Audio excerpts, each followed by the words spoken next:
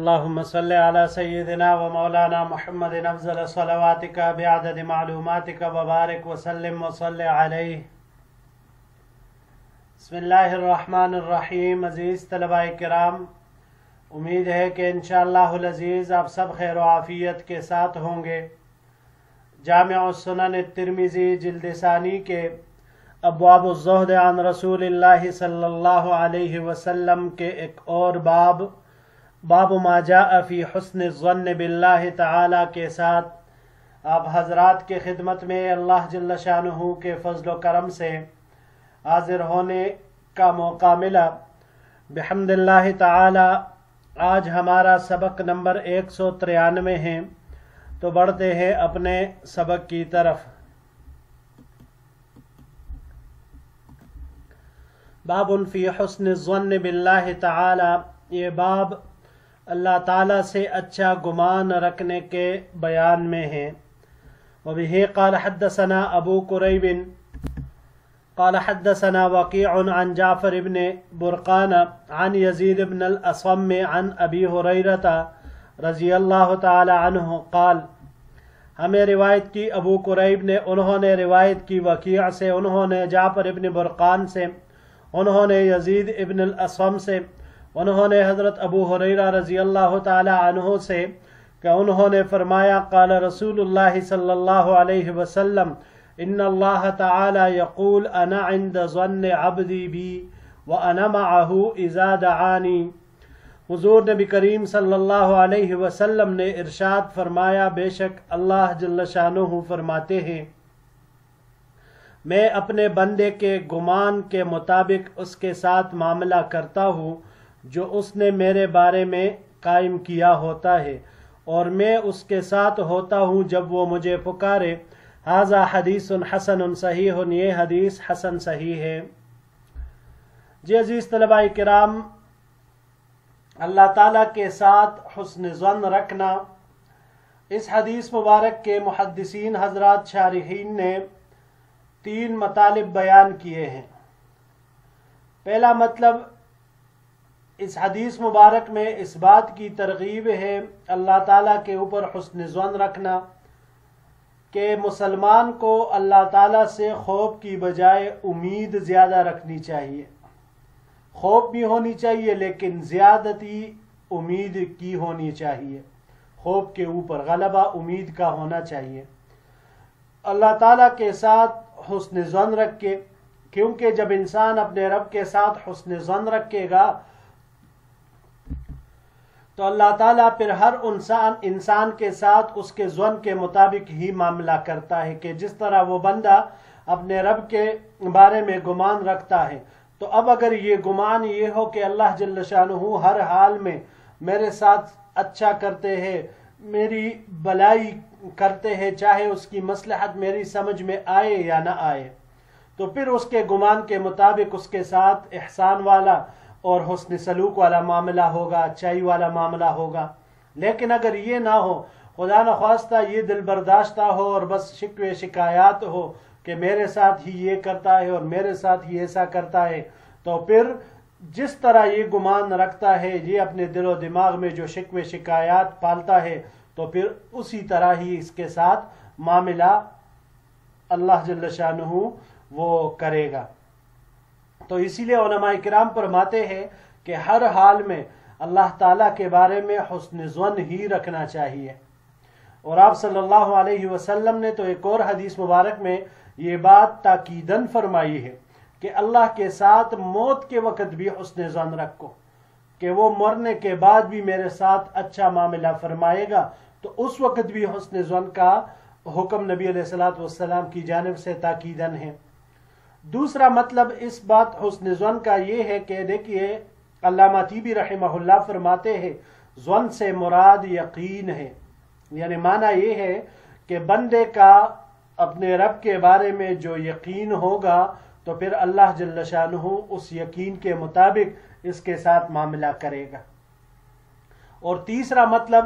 علامہ قرطبی رحمہ اللہ فرماتے ہیں کہ اس حدیث کے معنی یہ ہے کہ دعا کے وقت انسان اپنے رب کے بارے میں جیسا گمان رکھے گا ویسا ہی معاملہ ہوگا، یعنی اگر اس گمان میں اس یقین میں دعا کرے گا کہ میری دعا ضرور اللہ سنتا ہے اور اسے قبول کرے گا تو اللہ اس کی دعا قبول فرمائے گا۔ لیکن اگر یہ دعا ہی ایسی حالت میں کرے کہ غفلت ہو اور اس کے دل میں بھی یہ شک ہو پتہ نہیں قبول ہوگی نہیں کرے گا نہیں قبول کرے گا، تو پھر معاملہ اسی کے گمان کے مطابق ہوگا کہ اللہ اس کی دعا کو قبول نہیں کرے گا۔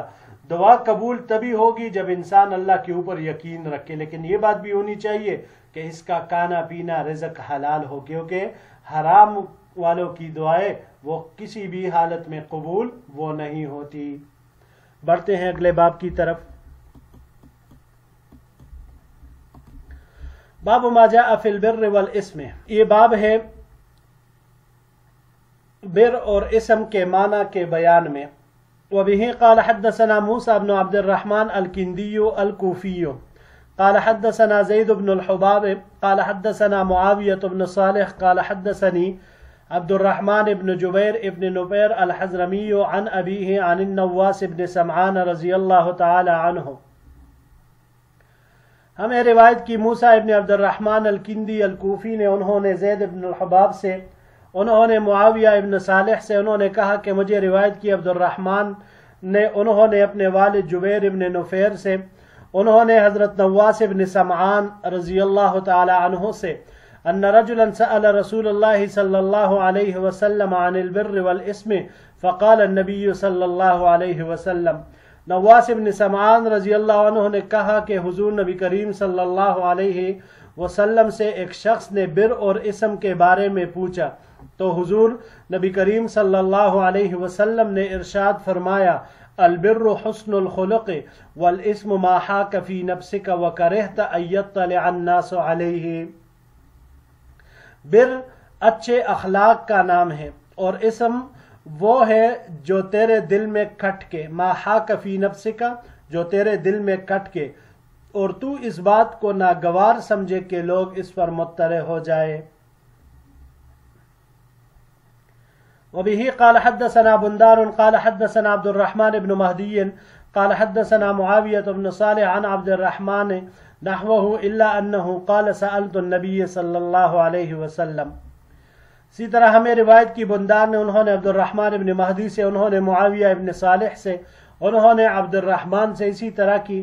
مگر یہ کہ یہاں پر انہوں نے حضور نبی کریم صلی اللہ علیہ وسلم سے سوال کرنے کا ذکر کیا ہے۔ ھذا حدیث حسن صحیح، یہ حدیث حسن صحیح ہے۔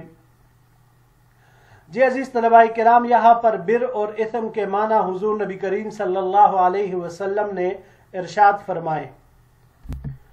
بر کئی معنی احادیث مبارکہ میں بیان ہوئے ہیں۔ مثال کے طور پر بر کا معنی اطاعت بھی آیا ہے، صلہ رحمی بھی آیا ہے، حسن ظن بھی ہے، عبادت بھی ہے۔ تو جہاں پر بھی آپ صلی اللہ علیہ وسلم سے بر کے بارے میں سوال ہوا ہے تو سائل کی حالت کو مد نظر رکھتے ہوئے حضور نبی کریم صلی اللہ علیہ وسلم نے اسی کے حالت کے مناسب جواب دیا۔ تو گویا کہ سائلین کے اعتبار سے مختلف جواب آپ علیہ السلام نے ارشاد فرمائے۔ تو اب یہاں پر بر کا جو معنی بیان ہوا وہ حسن اخلاق کا نام ہے، تو یہ بر ہوا۔ اور اسم گناہ وہ ہے جو دل میں کٹ کے کہ کروں یا نہ کروں، اور پھر یہ بھی انسان سوچتا ہے لوگوں کا اس پر مطلع ہونا اس کو برا محسوس ہوتا ہے، کیونکہ اس کے کرنے پر دل مطمئن نہیں ہوتا۔ تو اب ظاہر سی بات ہے ایسی چیز پر دوسرے لوگوں کا مطلع ہونا اس کو انسان برا ہی سمجھتا ہے۔ بڑھتے ہیں جی اگلے باب کی طرف۔ باب ما جاء فی الحب فی اللہ، یہ باب اللہ کی رضا کے لیے محبت کی فضیلت کے بیان میں ہے۔ وبه قال حدثنا احمد بن منیع قال حدثنا كثير بن هشام قال حدثنا جعفر بن برقان قال حدثنا حبيب بن ابي مرزوق عن عطاء بن ابي رباح عن ابي مسلم الخولاني قال حدثني معاذ بن جبل قال۔ ہمیں روایت کی احمد بن منیع نے، انہوں نے روایت کی کثیر بن ہشام سے، انہوں نے جعفر بن برقان سے، انہوں نے روایت کی حبیب بن ابی مرزوق سے، انہوں نے عطاء بن ابی رباح سے، انہوں نے ابو مسلم الخولانی سے، انہوں نے روایت کی حضرت معاذ بن جبل رضی اللہ تعالی عنہ سے قال سمعت رسول اللہ صلی اللہ علیہ وسلم یقول، حضرت جابر رضی اللہ عنہ نے فرمایا کہ میں نے حضور نبی کریم صلی اللہ علیہ وسلم کو ارشاد فرماتے ہوئے سنا، قال اللہ عز وجل المتحابون فی جلالی لہم منابر من نور یغبطہم النبیون والشہداء۔ اللہ جل شانہ فرماتے ہیں میری عظمت و جلال کی خاطر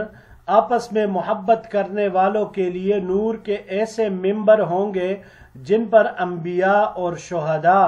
رشک کریں گے، یغبطہم رشک کریں گے۔ وفی الباب عن ابی الدرداء و ابن مسعود و عبادۃ بن صامت و ابی مالک الاشعری و ابی ہریرہ، اس باب میں حضرت ابو الدرداء، عبداللہ ابن مسعود، عبادہ ابن صامت، ابو مالک الاشعری اور ابو ہریرہ رضوان اللہ علیہم اجمعین ان حضرات سے روایات مروی ہے۔ ھذا حدیث حسن صحیح، یہ حدیث حسن صحیح ہے۔ و ابو مسلم الخولانی اسمہ عبداللہ ابن ثوب، اور ابو مسلم خولانی ان کا نام عبداللہ ابن ثوب ہے۔ اگلے سلائیڈ کی طرف بڑھتے ہیں جی۔ وبه قال حدثنا الانصاری قال حدثنا مان قال حدثنا مالک عن حبیب بن عبد الرحمن عن حفص بن عاصم عن ابی ہریرہ او عن ابی سعید ان رسول اللہ صلی اللہ علیہ وسلم قال، ہمیں روایت کی انصاری نے، انہوں نے مان سے، انہوں نے مالک سے، انہوں نے حبیب بن عبد الرحمن سے، انہوں نے حفص بن عاصم سے، انہوں نے یا تو ابو ہریرہ سے اور یا حضرت ابو سعید خدری رضی اللہ تعالی عنہ سے۔ یہ راوی کا شک ہے کہ حضور نبی کریم صلی اللہ علیہ وسلم نے ارشاد فرمایا سبعۃ یظلہم اللہ فی ظلہ یوم لا ظل الا ظلہ، 7 شخص ایسے ہیں جن کو اللہ جل شانہ قیامت کے دن اپنے سائے میں رکھے گا، جس دن اللہ کے سائے کے علاوہ اور کوئی سایہ نہیں ہوگا۔ امام عادل، انصاف کرنے والا حکمران، وشاب نشأ بعبادت اللہ، دوسرا وہ نوجوان جو اللہ کی عبادت میں نشو نما پائے، ورجل کان قلبہ معلقا بالمسجد، تیسرا وہ شخص جس کا دل مسجد میں اٹکا ہوا ہو کہ جب اذا خرج منہ حتی یعود الیہ، جب مسجد سے نکلے تو یہاں تک کہ اس میں واپس لوٹ آئے، باہر نکلے تو دل بے چین ہی رہتا ہے یہاں تک کہ مسجد واپس لوٹ آئے۔ وَرَجُلَانِ تَحَابَّا فِي اللَّهِ فَاجْتَمَعَا عَلَى ذَلِكَ وَتَفَرَّقَا، چوتھے نمبر پر ایسے 2 آدمی جو اللہ کے لیے آپس میں محبت کرتے ہیں، اسی پر وہ جمع ہوتے ہیں اور اسی پر ایک دوسرے سے جدا ہوتے ہیں۔ یہی وہ نقطہ ہے باب سے مناسبت کا۔ وَرَجُلٌ ذَكَرَ اللَّهَ خَالِيًا فَفَاضَتْ عَيْنَاهُ، پانچواں وہ شخص جو تنہائی میں اللہ کو یاد کرے اور اس کے آنسو بہہ جائے۔ وَرَجُلٌ دَعَتْهُ امْرَأَةٌ ذَاتُ حَسَبٍ وَجَمَالٍ فَقَالَ إِنِّي أَخَافُ اللَّهَ عَزَّ وَجَلَ، چھٹا وہ شخص جسے حسب و نسب اور خوبصورت حسن و جمال والی عورت بری نیت سے بلائے تو وہ کہے کہ میں اللہ سے ڈرتا ہوں۔ وَرَجُلٌ تَصَدَّقَ بِصَدَقَةٍ فَأَخْفَاهَا حَتَّى لَا تَعْلَمُ شِمَالُهُ مَا تُنْفِقُ يَمِينُهُ، 7ویں نمبر پر وہ شخص جس نے اس طرح مخفی طور پر صدقہ دیا ہو کہ اس کے بائیں ہاتھ کو معلوم نہ ہو کہ اس کے دائیں ہاتھ نے کیا خرچ کیا۔ ھذا حدیث حسن صحیح، یہ حدیث حسن صحیح ہے۔ وہکذا روی ھذا الحدیث عن مالک بن انس من غیر وجہ مثل ھذا، اور اسی طرح یہ روایت مالک ابن انس سے اس طریق کے علاوہ دوسرے طریق سے بھی ذکر ہے۔ وشک فیہ، اور اس میں شک ہے۔ وقال عن ابی ہریرہ او عن ابی سعید وعبید اللہ ابن عمر رواہ عن حبیب ابن عبد الرحمن ولم یشک فیہ فقال عن ابی ہریرہ، یعنی اس والی روایت میں شک ہے، جبکہ عبید اللہ ابن عمر جس کو روایت کیا ہے انہوں نے حبیب ابن عبد الرحمن سے، تو اس میں کوئی شک نہیں ہے، وہ کہتے ہیں عن ابی ہریرہ، وہ بس یقینی طور پر ابو ہریرہ رضی اللہ تعالی عنہ سے ہی سے نقل کرتے ہیں۔ وبه قال حدثنا سوار بن عبد الله العنبري ومحمد بن المثنى قال حدثنا يحيى بن سعيد عن عبيد الله بن عمر عن حبيب بن عبد الرحمن عن حفص بن عاصم عن ابي هريرة عن النبي صلی اللہ علیہ وسلم نحو حدیث مالک بن انس بمعنى ہو. ان حضرات نے بھی اس کو روایت کیا ہے اسی سند کے ساتھ جس کے مالک ابن انس یعنی امام مالک نے جس کو نقل کیا ہے اسی ہم معنی میں. الا انه كان قلبه معلقا بالمساجد، یہاں پر جو روایت میں آیا تو بالمسجد آیا، ان کی روایت میں بالمساجد جمع آیا ہے. وقال ذات منصب و جمال، یہاں پر ذات حسب و جمال ہے لیکن اس روایت میں ذات و منصب و جمال کا ذکر آیا ہے. ھذا حدیث حسن صحیح، یہ حدیث حسن صحیح ہے. جی عزیز طلباء کرام، اس باب کی پہلی روایت سے معلوم ہوا کہ آپس میں محبت کرنے والے قیامت کے دن نور کے ایسے ممبروں پر ہوں گے کہ جن کو دیکھ کر انبیاء اور شہداء بھی غبطہ اور رشک کریں گے. تو اب سوال یہاں پر آتا ہے کہ اس رشک کا کیا مطلب ہوا بھلا، جبکہ انبیاء کرام اور شہداء تو ان لوگوں سے بھی اعلیٰ مقام پر فائز ہوں گے. تو اگر وہ لوگ اس پر رشک کرتے ہیں تو بظاہر اس نور کے ممبر پر بیٹھے ہوئے لوگوں کا مقام انبیاء اور شہداء پر اوپر آتا ہے، اونچا معلوم ہوتا ہے، کیونکہ رشک اسی کو ہوتا ہے جو مفضول ہو، اور جس پر رشک کیا جائے وہ فاضل ہوتا ہے. محدثین حضرات نے اس کے 3 جواب دیے ہیں. پہلا یہ ہے کہ یہاں پر حقیقتاً رشک کرنا مراد نہیں ہے، بلکہ ان کے اس عمل پر مدح و ثنا، خوشی اور مسرت کا اظہار کرنا مقصود ہے. دوسرے نمبر پر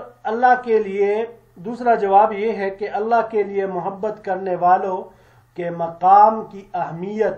اور فضیلت کو بیان کرنا مقصود ہے، کہ لوگوں کے سامنے اس کی فضیلت آ جائے کہ اگر بالفرض انبیاء اور شہداء کو کسی کے رتبے اور کسی کے مقام پر رشک ہوتا تو ان لوگوں پر ان کو غبطہ اور رشک ہوتا، اس قدر اعلیٰ مقام ہوگا یہ. اور تیسرا جواب حضرت مولانا رشید احمد گنگوہی رحمہ اللہ فرماتے ہیں کہ یہاں عبارت محذوب ہے، اے لو لم تکن عندہم، معنی یوں ہوگا کہ اگر انبیاء اور شہداء کو یہ درجہ حاصل نہ ہوتا تو پھر وہ اس کے حصول کی تمنا کرتے. لیکن ظاہر سی بات ہے انبیاء کرام شہداء وہ پہلے سے دیگر اونچے درجات اور مراتب پا چکے ہیں، تو ان کے لیے اس پر وہ اب رشک کرنے کی کوئی ضرورت نہیں ہے. جی عزیز طلباء کرام، باقی روایات آسان ہے اور واضح ہے. یہیں تک ہمارا آج کا سبق تھا. انشاءاللہ العزیز زندگی رہی تو اگلے درس میں ایک نئے باب کے ساتھ پھر آپ کی خدمت میں حاضر ہوں گے. السلام علیکم ورحمۃ اللہ وبرکاتہ.